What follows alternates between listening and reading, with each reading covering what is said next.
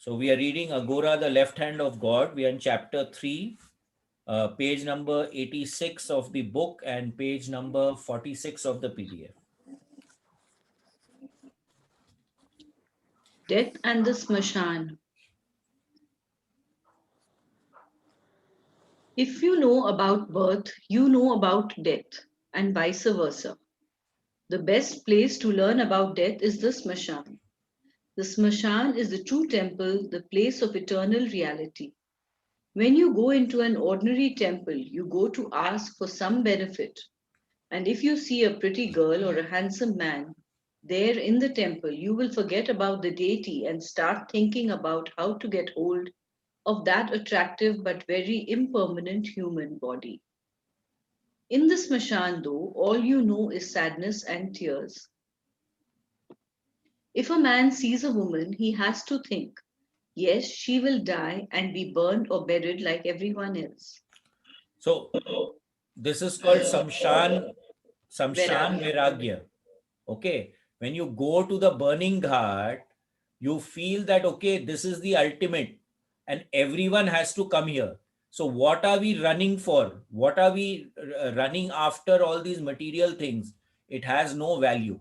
Now, till you are there, that thing is there in your head. The moment you come back after some time, again, wohi ghoda, wohi maidan. Okay, so you'll go back into the rigmarole. You'll go back into the pattern. Over here, it clearly states that if you go to a temple, then you can get distracted very easily. But if you are in the samshan, then you are not distracted because you are seeing the ultimate reality.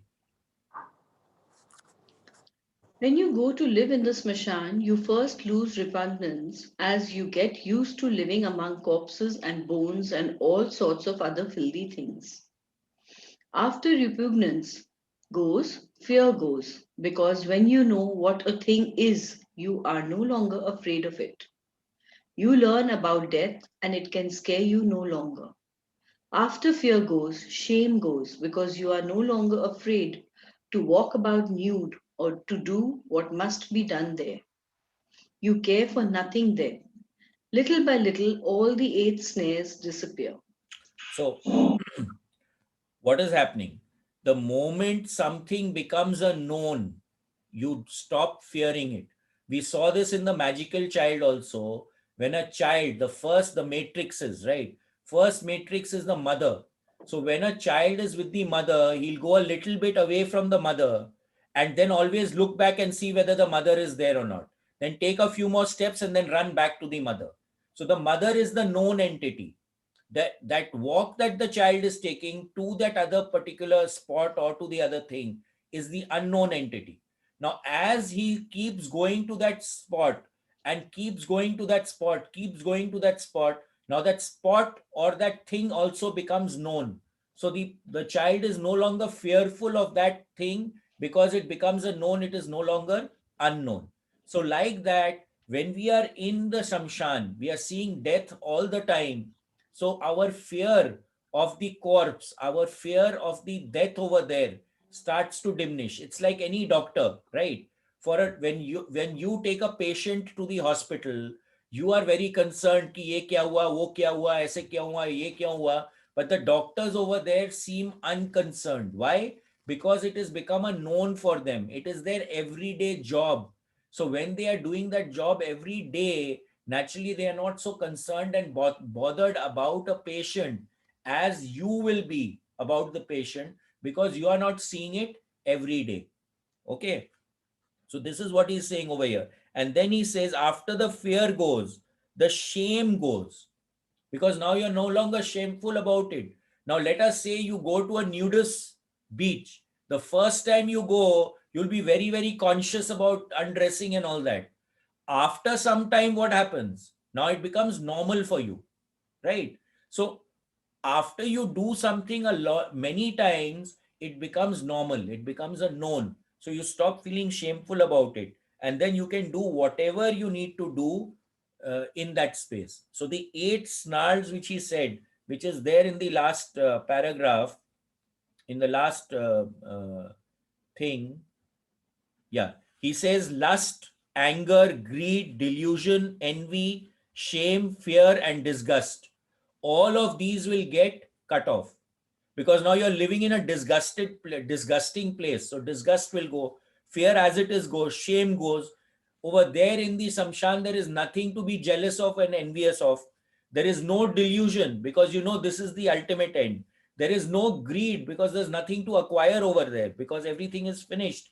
And there is no anger. Who are you going to get angry with? And there is naturally no lust, because there is no other physical body for you to play around with. So you transcend all of these eight things when you start being in the samshan for a long period of time.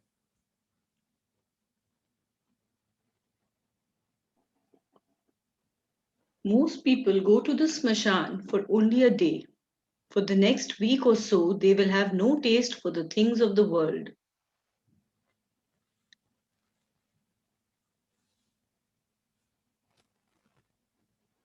But gradually, the taste will return. This is what we call smashan renunciation. It is false, fleeting, easy to forget. Mahakal causes them to forget. If you stay in the smashan long enough, Mahakal will cause you to forget the world permanently. You will forget your family, your friends, everything and everyone. All you will be able to remember is that you are going to die. This is true renunciation, which Lord Shiv alone can give you, no So, one else. so samshan viragya, okay, that the renunciation that comes when you go to the samshan ghat. Okay, most people feel it. Nowadays, it's becoming a little less. But when you used to go there and sit there and you see the body burning, you see that, okay, this is what is going to happen to me at the end. Why am I running? Okay, but as you come out of the ghat, after some time, that thing again comes back.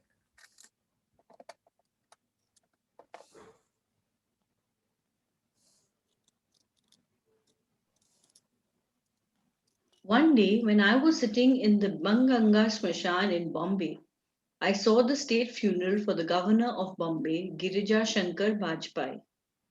Soldiers were firing rifles, politicians were making speeches. It was a big show. Right next to the governor's body was the body of a washerman, burning quietly on its own pyre. I thought to myself, no matter what your position in life, everyone ends up here sooner or later.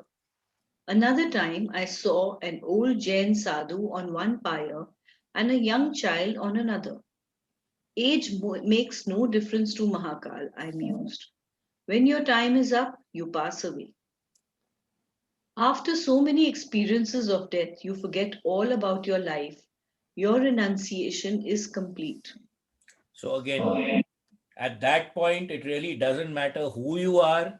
You come down to the same spot.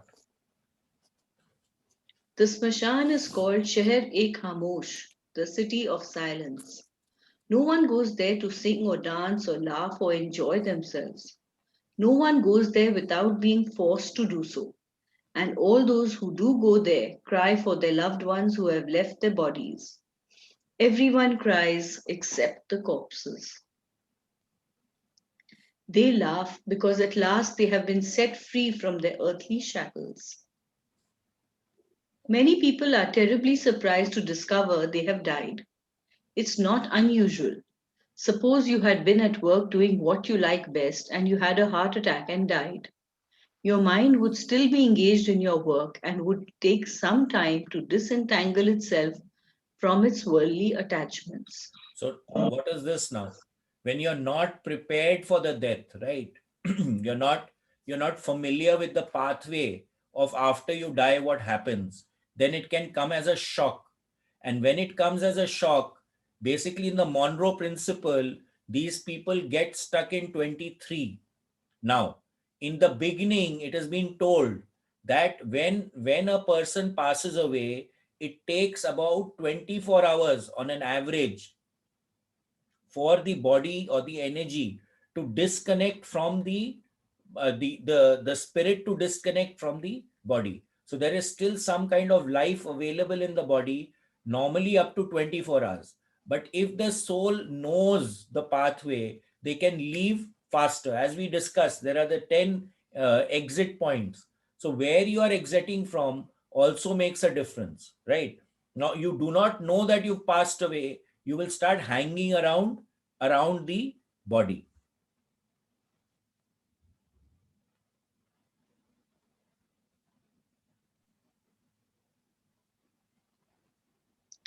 When death comes very suddenly like this, from a sudden heart attack or an accident, or whatever the disease becomes very confused after death and must hover about as a spirit until he or she can figure out where to go. This is why I always say that even though there may be great physical agony, it is better for the individual to be alert at the time of death, or even to be asleep and dreaming, to permit the personality to project inward and search out the desires which will determine the next rebirth. Right. So now what happens? You have suddenly died and you are confused and you are hovering around and you don't know where to go. Now that becomes a real problem. Now there is a story about Joe McMonaghan. So what he said was he had an accident, and what he wanted to do was he wanted to experience death. So he said that I want to be very, very aware when I am going to die so that I can experience what death is. So he relaxed his body. He went into a totally relaxed state, right? And because he went into a relaxed state, the stress went away, and he actually had a heart attack, and he went so relaxed that the heart attack did not affect him so badly, and he was able to be I mean, he was again brought back. Right. Now, this also happens a lot when people have NDEs now, because we have those shock treatments, etc., which shock the spirit back into the body. So there's a lot of stories about near-death experiences where people feel that they've actually left the body and then they are suddenly brought back because the body again starts to work. Okay. Now, what he says over here, it is better for the person to be dreaming asleep, to permit the personality to project inwards and search out the desires that they want to experience in the next life. So, what is happening? Now, today we decide ultimately at the end of the day with our soul group as to what are we here to experience in this world, right? Now, if I'm lost, I've gone out and I don't know that I have transcended, then I cannot go into the higher states of consciousness to be able to really assess and decide what I want to do next. So I get stuck. I start hovering around. Now, again, we've talked about this previously. You can get stuck to three things: a place, person, or a thing, right? But if I know that when I'm dying, I know where I need to go, then I do not need to get stuck anymore. So when a person pass away, the first thing we want to go and see in a space is whether the person has transcended and moved on, or the person is stuck. If the person is stuck, big problems. Okay. The reason why we do Shraddh and all these things is because of this only, that we help or give energy to that transcended soul so that they can go to the next level.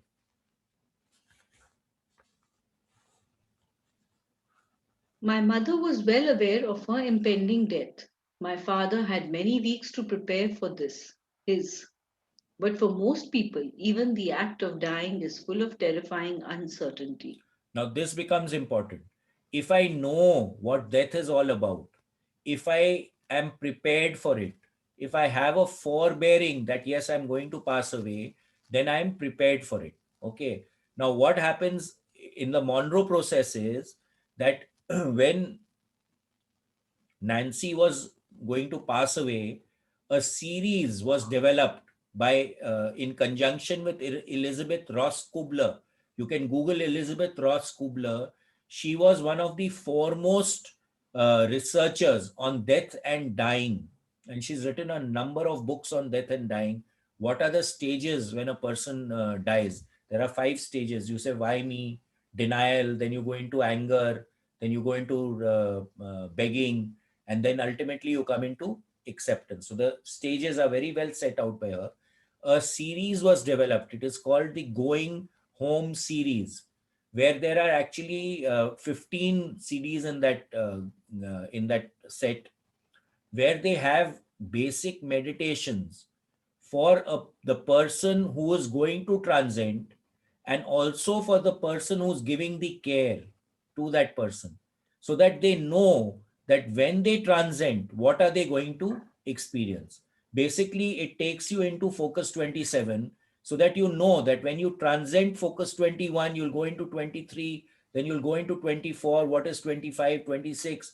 Where is 27? And what you can do in 27.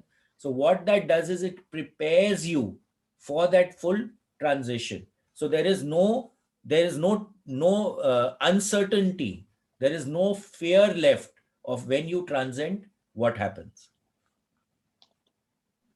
Niket, I have a question, please. Yeah, go ahead. In, in a lot of families nowadays, you see they're doing away with these 12-day rituals, Hmm. and they're compacting it to 3 day or 1 day only samshan. So in that case, what happens to the gone soul? I mean, that their journey is different See, from that to, no, see, in most cases, the soul will transcend ultimately. okay, Okay. Where the soul gets stuck, that time there is a problem. If the soul doesn't get stuck, the ritual is meant to give energy to the soul to transcend. Okay. So if the soul is not stuck, those rituals are useless.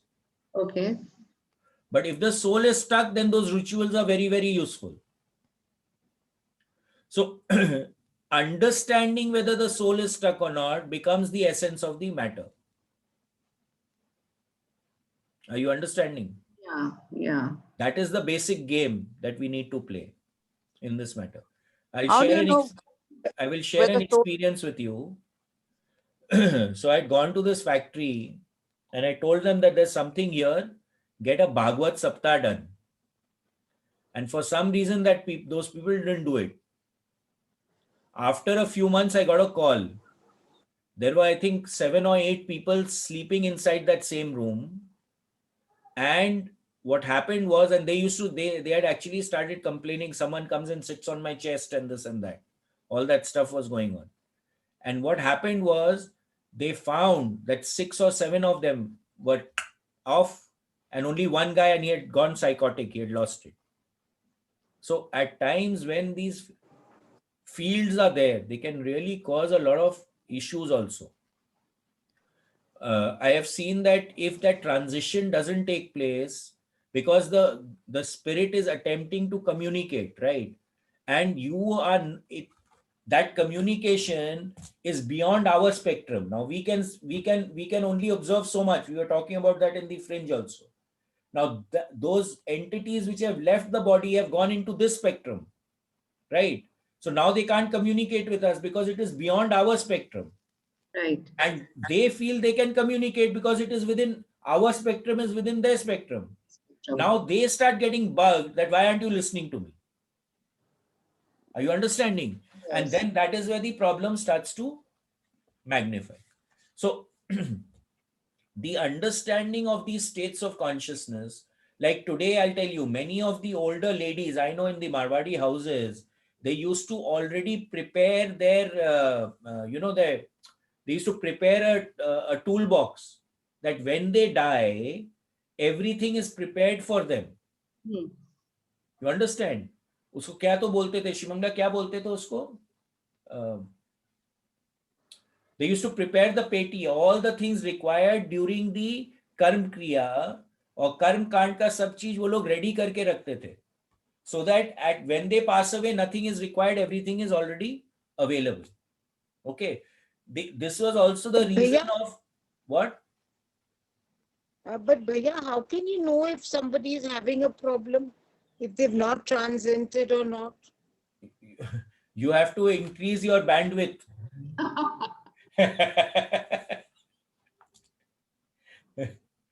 Someone who deals with cloth, okay, you put any cloth in his hand, or let's say someone deals with paper, you put paper in that person's hand, he'll tell you it is 70 GSM, 75 GSM, 100 GSM.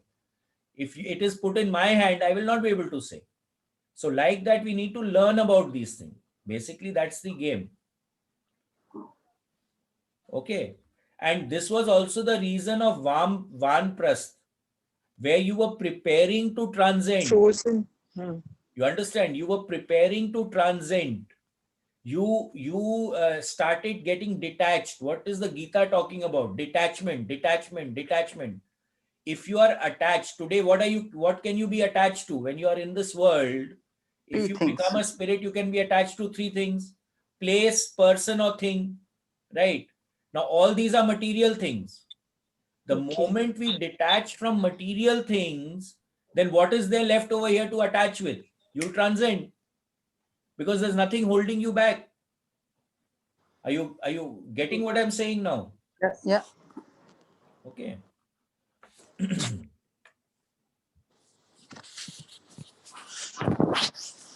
Shivangla, you're on. You may do your best to communicate with dying people, but it will not help much. They have already entered a different world. You will notice that a stage comes when the eyes begin to move rapidly and the lips form unintelligible words. If you know about death, you will know that the individual is seeing Chitragupt's account book. What a beautiful word! Chitra, which means picture, plus Gupt, which means secret. Secret pictures, images no one else can see. And what is it? Only the subconscious memory, the causal body, the record of all the life's karmas. While you are in there, in the subconscious, seeing all the activities of your life flash before your eyes like a movie, as you review all your past mistakes, can you be at all conscious of the outside world? No. Your ego, which up until then has projected outward through your sense organs into the external world, self identifying with the body, now projects inward into the subconscious, trying to find something to self identify with, selecting the karmas for the next birth. So, the son or daughter may be wailing, "Oh, mother, mother, mother, please forgive me, I never knew." But it is too late because the mother is entirely unaware of what is being said. She has had to leave all connections with her physical body. So what he is talking about here is the life review, right? Now, when we transcend, mostly immediately, that is what all these people who have had near death experiences talk about, is that you have a life review as to what did you do in this life, and then you actually match it with the agenda that you had to fulfill in this life, the the syllabus that you had bought with you to do in this life, right? Now, if you have not matched it, there is no one who's judging there. All the people who have gone into these altered states, they are very clear about it. There is no judgment going on there. There is no one who's going to weigh you in scales. All that stuff is not there at all. There is actually no hell. If you think of hell when you go there, then there is hell. Or if you, because again we are going into these thought responsive universes, so if in your mind you are thinking that there is a hell, that is what will manifest over there. What actually happens is a life review takes place, and you are assessing what you did in this life with what your agenda was for this life. Okay, that is what you are judging over here. So it says over here, uh, Chitra one. You will notice this. Acha, this is also like REM. REM. It says over here, you will notice a stage comes when the eyes begin to move rapidly and the lips start forming unintelligible words. Right. So even in REM sleep, we are going into these altered states. We are communicating at in the REM sleep also. Okay.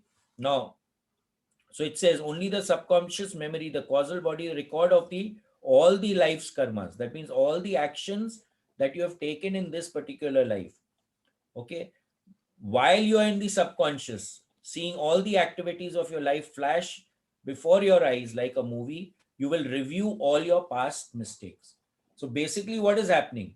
All the mistakes that you made in this life, that stuff that you did not achieve, that you had come here to achieve, that is what will flash in front of you. so that it will help you to decide what you want to learn in the next life. So when we are going, and this normally happens in Focus 27, you plan your next life and then you come back to experience that. Okay. Now over here it says the son or daughter may be wailing slow, sorry, sorry, sorry, sorry. But then the energy has already shifted into another energy field and may be able to communicate, may not be able to communicate. Okay. So basically that is it. But Niket, what happens when a person goes into coma? So coma is Focus 22, right? We talked about it in the workshop. Focus Okay. 22, basically you're disconnected and you're stuck in that zone.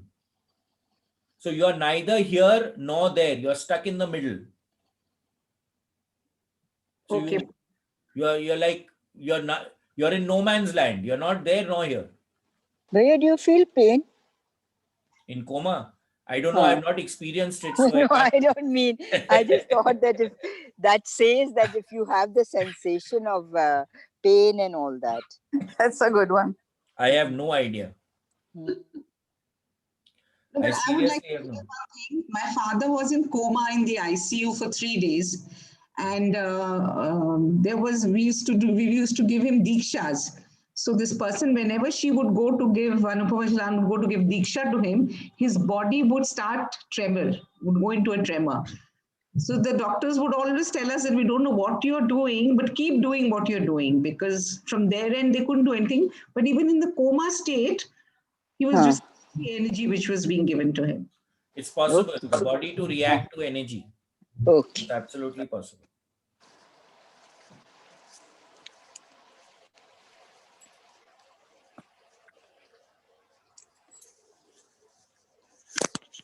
Chalo. Yeah, Auntie, you want to say something? You can unmute. Ashanti, you want to say something? No, it's okay. It's okay. I'll just. Yeah. Shimangla. There is a way to force a person to be alert at the moment of death. You can actually force the ego back into the conscious mind and then communicate with the dying person for a few minutes, but it is very difficult to do. It is always best to have gone through the process of dying while you are still alive. This happens, for example, when someone dies on the operating table and is then brought back to life. The scientists who are studying death nowadays have interviewed a bunch of these people and they have identified some of the sensations which one experiences at death. The movement of the consciousness through a dark tunnel, the roaring noise, and what have you. So again, what he's talking about here is the near-death experience, right? Now, if you have a near-death experience, then there are many tags which are there. So some people see colors, some people will see a tunnel, some people will hear a very loud sound going on. Some people will actually see entities around them. In her near-death experience, what is her name? Anyway, Anita she's Murjani. not Anita. So she says that people generally look at the left side top corner of the room. Okay. So a person who's dying will say top side left corner. And then they many times they will say that this person has come to take me. A wife going will say a husband has come, or the husband will say a wife has come, or my grandma has come, my guru has come, like that. Some people actually say the Rath has come to take me, right? So when a person is dying, they start seeing these visions of people coming, and it can actually start happening beforehand. There is this other book, How Do Dogs Know That the Owner is Coming Home? In that, they talk about one dog in a hospital where that dog used to go and sleep under the bed of a patient. And the entire office staff used to get to know that this person is going to transcend. Okay, so actually animals are very, very sensitive to this. They can actually sense, because their hearing and their seeing range is actually beyond our range. So they can actually perceive all the spirits and these entities and all better than us. My foster daughter Roshni once experienced this. She used to drink bhang, a preparation of milk and cannabis, every day.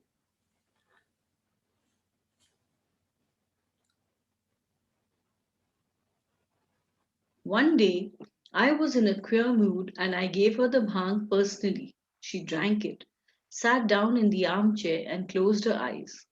Within a few minutes, her pulse and her breathing had both stopped. She came out of it after a bit, and I asked her what had happened. I was sitting in the armchair and flying through a long tunnel. It took a long time to get to the other end, and when I got there, I started to go higher and higher. I was so scared I held on to the armchair very tightly. It was a very big space, an immense space, that we, the chair and I, were flying through, and I could see so many stars and other things that I can't express in words. I felt myself being attracted to a source of divinity, of love, and just then someone made me come back to my body.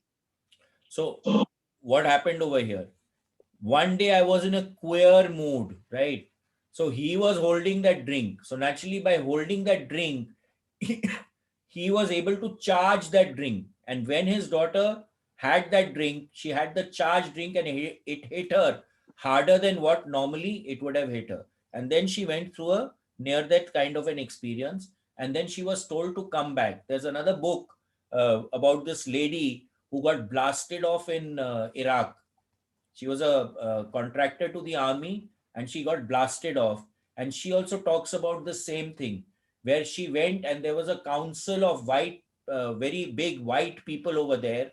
And they spoke to her and they talked to her for a long time. And then they requested her to come back to the earth. So over here she says, just then someone made me come back to my body. So this someone telling you to come back to your body is a very, very normal thing which happens in the NDE experience. Isn't this out of the body experience? No, there's a distinction between near death experience and out of body experience. In the out of body experience, the body does not die. If you take the pulse, there is little bit of brainwave activity, but the pulse is there. Okay, in an OBE. But in an NDE, the pulse stops. So there's no pulse in an NDE.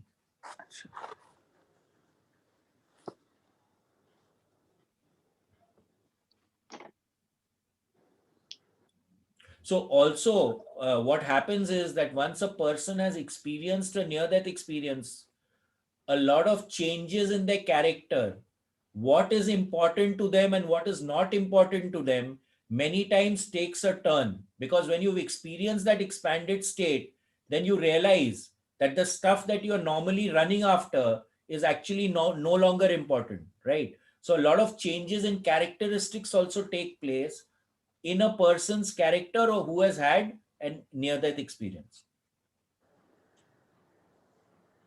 And ever since that day, she has been different. In fact, she complains to me, "Why did you have to bring me back?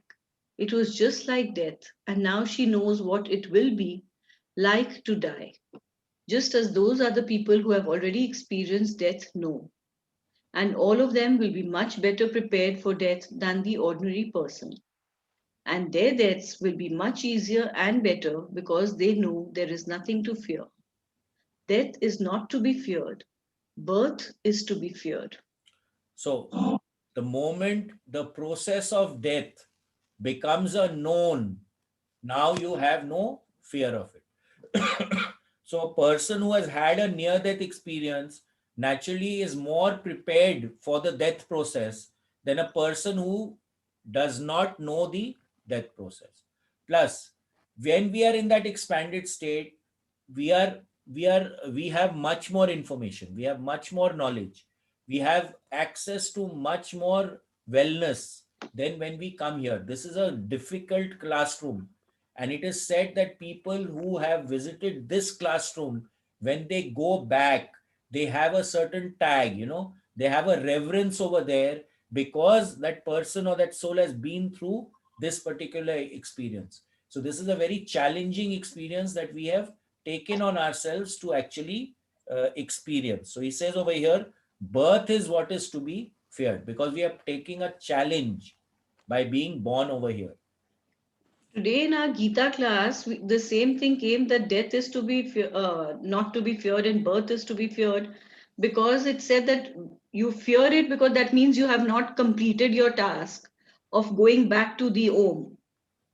So that's why you have to take birth again. That means your vasanas are not fulfilled and everything, that you haven't moved to the Om as yet. So that is why you fear the birth. Hmm. Ante mati se Ante mati se gati. Whatever you are thinking about at the moment of death determines your next rebirth. If you are aware at the moment you die and you remember God, you will definitely go to Him. There is no doubt about it. It is much more likely that you will remember God at the moment of your death if you have been remembering Him regularly all during your life.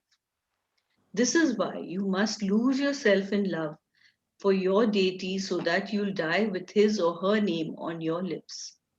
So many of our holy books advise that in today's world, the greatest worship is the simplest remembering of God's name. The Sufis do it this way also, but do you think it is so easy to remember God at the moment of death? Oh no. So, again, what is happening? The point is that if you do something regularly, only then at a moment of crisis will that come as a natural instinct. Now, if you learn something and you think that you will use it only when there is a stressful situation, it is not going to happen. So, if you constantly remember the name of God, you're constantly in that state of consciousness, you're constantly connected to that divine presence. At the time of death, what are you going to remember? That constant presence, that divine presence. So, so when you remember that all your life, you're already clarifying your life, right? You're doing the jhadu maroing in your life. You're doing what you've come here to do. Your instincts will get honed, and that is what you will remember at the end of your life. If you think that you can just remember it at the end, it is not going to be possible. Now, I shared the story of Joe McMonaghan. If he had not practiced the relaxation process that he implemented during his heart attack, he could not have implemented it at that time because that was a moment of crisis. But he had the presence of mind to do it because he wanted to that experience the experience of dying, right? But most of us think that ठीक है हम तो याद कर लेगा when I'm going to die. Some people want to trick this by naming people around them with the name of God. But what is the consciousness with which you are calling out that name is also going to be valid. Just by calling the name, yes, it will have a certain effect. But what is the consciousness with which you are calling that name makes more of an effect. So if I've named my servant uh, Ram, now I'm constantly calling Ram मेरे को ये ला दो, Ram मेरे को ये ला दो, Ram मेरे लिए ये कर दो. Now at the end when you're going, you may say Ram मेरे लिए ये कर दो, but what is the consciousness with which you're calling Ram? Is it to make that divine connection, or is it just a material connection that you have with him? Right? So that makes a very big difference. Once there was a guru sitting under a tree with his pet disciple. As he was relaxing, the Guru saw a mango growing on the tree, very near the ground, and thought to himself, how much I would like that mango. And just in the act of asking his disciple to pluck the mango for him, he died. The disciple didn't know what to do. He was distraught. Guruji is gone. Now who will look after me and teach me? Suddenly he had a thought. If it is true that you go to whatever you were thinking of at the moment of death, and since his Guruji had asked him for a mango just as he died, then he must still be somewhere around the area trying to get at the mango to fulfill that last desire. So the boy plucked the mango and, not knowing precisely what he was looking for, inspected it carefully. He found an ant crawling on it, and from nowhere, seemingly another thought came to him. Why shouldn't Guruji be in this insect? He took the ant between his thumb and forefinger and crushed it. Immediately, his mentor was standing in front of him. Thank you, my beloved boy, for what you have done for me. I was indeed trapped in that ant, desirous of tasting a mango. You have saved me from many lives of groping about in Maya. And he blessed the boy and disappeared. This does not mean that you should go around squashing ants. You had better know what you are doing before you play around like this. The boy in this story was just lucky, or perhaps you might say destined for it. How did he know that the ant was his teacher? In fact, how did he even get the idea to investigate where his mentor might have gone? It was all the play of his guru. His guru inserted these two thoughts into the boy's mind. This is the beautiful play of guru and disciple. The guru always knows what is going on but pretends to be ignorant. The disciple is expected only to be sincere. So again, this is just a story which is the play of how things can get manipulated. But if you are not in a position to know about these things, then don't fool about with them. In case the Guru himself was lucky, suppose the boy had been a dullard or ignored his intuition. The Guru might easily have become entangled in Maya again through even such a small desire. Here is another story. There was an old woman who was truly pious. She worshipped God regularly, daily, for several hours, and in fact didn't do much else. Towards the end of her life, she became blind and had to grope from place to place. But this made her worship all the more perfectly, since she lost most of the distractions of the outside world along with her sight. So, She was purely a vegetarian and ate very so little. one second. So what happens? Many times when we are going into meditative or we are going meditation or we are going into prayer, we say close the eyes. There are two things that can happen because of that. The vision, the two senses with which we garner maximum information are the ears and the eyes. So if I close my eyes, a lot of the sensory perception or distraction is cut off. Number one. Number two, it has also been seen that if I close my eyes and look upwards with if my eyeball is looking upwards, when I close my eyes, it immediately tends to shift or generate alpha waves in our brainwave frequencies. And alpha allows us to go into a relaxed state. Okay, so we start relaxing. We talk about it a lot in the excursion workshop, where it allows you to relax. So as soon as I'm meditating, so it's always better to meditate technically with closed eyes in the beginning. But as you start getting used to that state of consciousness, you can actually access that state and go into that state of consciousness with open eyes also. Because at the end of the day, what is your state of consciousness can be seen by your brainwave pattern also. She was purely a vegetarian and ate very little. One day, as she was preparing her food, she accidentally stepped on a baby mouse, which she was unable to see, of course. The mouse died with a squeal. She was soft hearted and thought immediately, what has happened? I have killed something. And with this in her mind, she suddenly died. Well, ant mati se gati. That last thought at the time of death was for the mouse. So she had to be reborn as a mouse. Then, because of the eternal fight for food, greed and anger returned to her, and she was back on the downward spiral through the samsara. So, even the slightest attachment can do you in. On the other hand, even the slightest attachment to God can save you. There was a man named Ajamil. who had performed plenty of bad karmas in his lifetime. As he lay dying, he could remember nothing but the name of his son Narayan. Now, Narayan is the name of Vishnu, the preserver of the cosmos, and at the moment of death, the name of Narayan was on Ajamil's lips.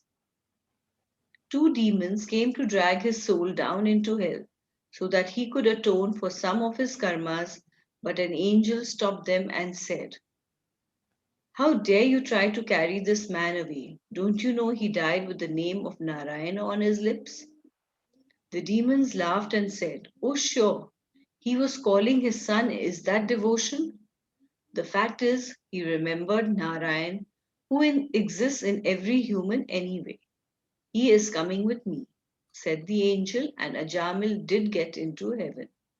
Of course, he must have done plenty of penance in earlier births to get an opportunity like that, but that shows the power of God's name.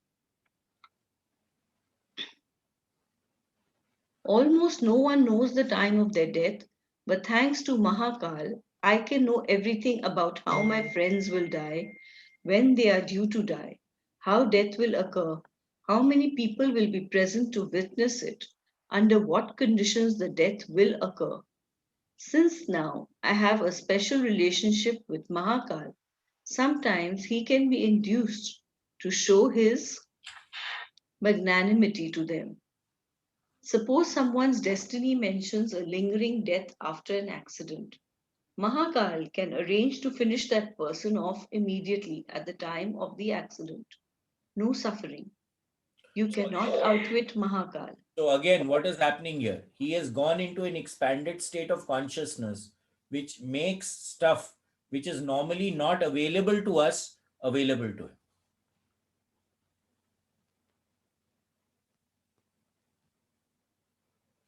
You cannot outwit Mahakal, but you may be able to prolong life. Mahakal is always Mahakal always needs an excuse to take you, a commit a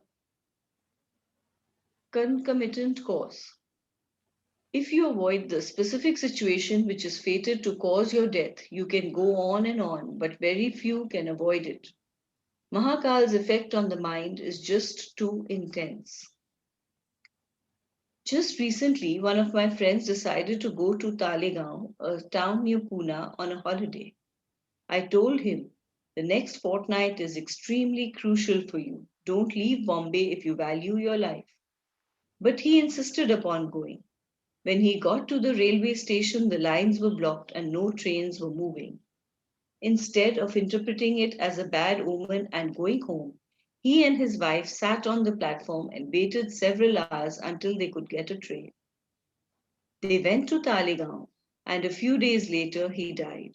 No matter how long you are able to evade it, death becomes inevitable eventually. You can't cheat death. So again, in the Janampatri also, there is some, you have a Marak, right? So if you can avoid that, you don't take unnecessary risks, then you can actually avoid it, you jump it. So it is said that everyone has at least 3 Maraks in their time period. Only one person is accepted, the yogi. If he knows enough, sorry, if he knows enough, he will know about his own death 6 months before it occurs, because then the prana will start to leave his body. Then, if he likes, he can decide the best day and time to leave his body, and when he is ready, he will call all his children together to receive his last blessings. After he says goodbye to each one and the auspicious moment he has waited for has arrived, he sits in the lotus posture and goes into a trance. Suddenly, there is a loud pop, fut, and a jet of blood spurts up from his Shivarandhra, posterior fontanelle of the skull. That is it. He is gone, free. So he releases from the top of the head, right? Boom. There's a crack and he releases. We talked about the Kapal Kriya in 1 or 2 sessions back, where you actually break the skull to indicate that you've left from the skull, which is the highest way of transcending. Remember what Kabir says? When you come into the world, you are crying and the world is laughing. You must live your life in such a way that when you go, the whole world will cry and you will laugh. And he did it too. Okay, I think we can stop here.